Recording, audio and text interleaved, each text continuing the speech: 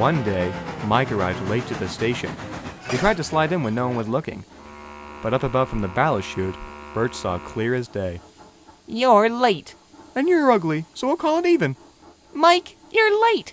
That's a much bigger issue. All right, I am, but not by much. 30 minutes? That's not much? Well, of course not. Not when you got stuck on the hill and delayed all trains for an hour. You know that wasn't my fault. You can't seem to keep the time. We're a busy railway after all. And the pair continued to argue, quite loudly. At last, Mr. Duncan broke it up. Cut it out, you two. We don't need fighting. Tell Bert that. He's complaining about my lateness. I'm quite aware. Bert, you need to stop playing controller and let me handle reprimanding my engines. But sir, Bert! Yes, sir. Now, Mike, why were you late? Bert's delay was the main cause.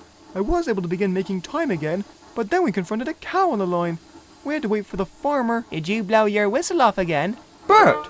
No, but I'm sure I could have used a big blue whale like you to scare it off. Mike! So just like always, you need me to fix your mistakes. Well, I just know how much experience you have fixing your own.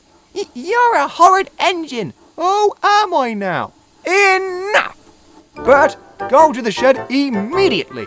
And Mike, move onto the leftmost line and stay there. What? Why don't I get to go to the shed? Because tensions are high between you two, and I don't want to risk another interference. Mike growled indignantly at this. He sat there for a while and could only watch the commotion of the big engines. In his viewings, he watched Donald come in for ballast. Haven't heard this, Mike. Bert and I had a little debate. Did you know? I should know. I heard it. Not now, Frank. Anyways, yes, I was late, and Bert tried reprimanding me. As per usual, Mr. Duncan told me to stay here, and he got to go to the shed. You forgot the part where... Shut it, Frank! Bert's got you in a right tizzy. It's not a tizzy, it's frustration. Since when did Bert care so much for the time? He caused all trains to be delayed. Recently, too. As Mike was complaining to Donald, Bert was having a similar conversation with Rex. That Mike is a right prick. He got me in trouble with Mr. Duncan. I was just trying to help, and this is what I get for it? I do admit, it's a bit hypocritical of you to criticize him, considering how you delayed the entire railway not that long ago. Oh, so Mike can have blockage on the line and I can't? Wait, what? Yes, there was a tree on the line. Frank had to come and help remove it with the men. I can attest to that, said Frank as he rolled into the shed. By the way, Mike is ruining your name out there. Of course he is. Cheer up, Bert. I understand a blocked tree isn't your fault, just as a cow isn't Mike's. As soon as you two realize that, you'll get along fine.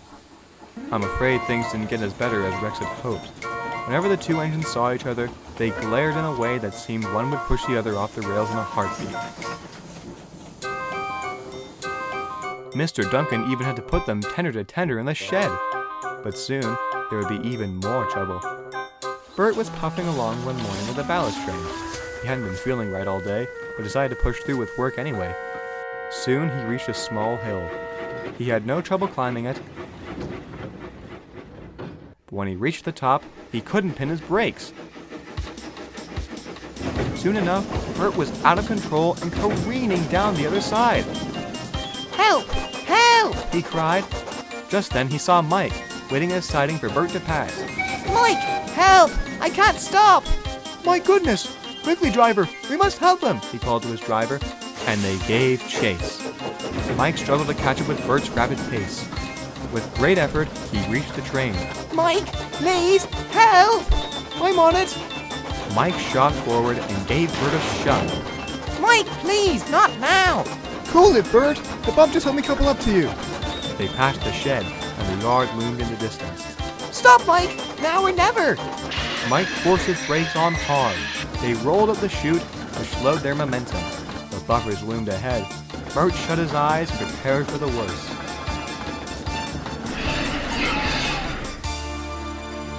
The yard was quiet at last. Bert opened his eyes. Mike! Oh, Mike! You've done it! Mike was panting in relief. Oh, please. It was nothing. At least we didn't crash like Sigrid did. You're telling me. Thank you, Mike, for saving me. I'm sorry for penalizing you when you were late. I should have known how responsible you really are. And I'm sorry for my remarks. I'll admit, you playing railway controller can help me sometimes. I wouldn't have known when to put my brakes on if you hadn't told me after all. Bert smiled. Right, shall we get down so we can get this ballast delivered? Aye, you should. I can hardly even hear you two without you yelling. What are you waiting for anyway? Get me going, won't you? The two little engines looked at each other and laughed. Friends at last.